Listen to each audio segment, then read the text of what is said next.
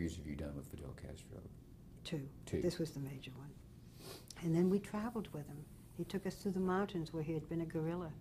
We spent the night, all of us, in his camp, hidden someplace, I don't know where. And there were very bad things about Fidel Castro. I don't forget that, and we didn't then.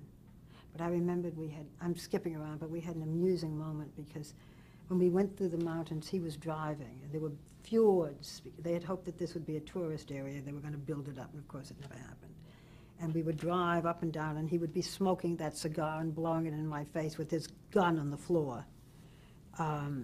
And I would pick it up when the water seeped in. And we would stop at certain places, and there were children, and he'd give them candy and so on. It was an unbelievable trip.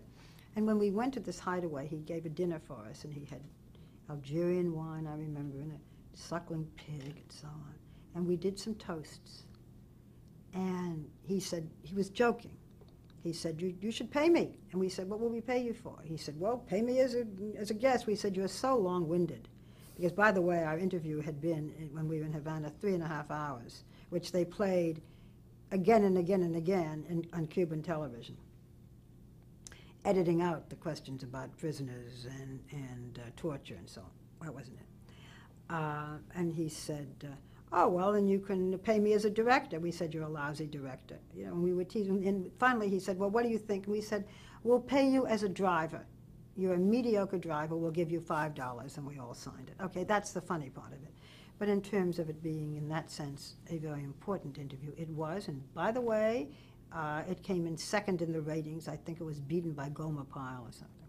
Mm-hmm. But that's when I spent a great deal of time in the Middle East with Anwar Sadat and Menachem Begin when Jimmy Carter was president. And that's when I did the interviews with the Shah of Iran. That was probably a period in my life that will never happen again.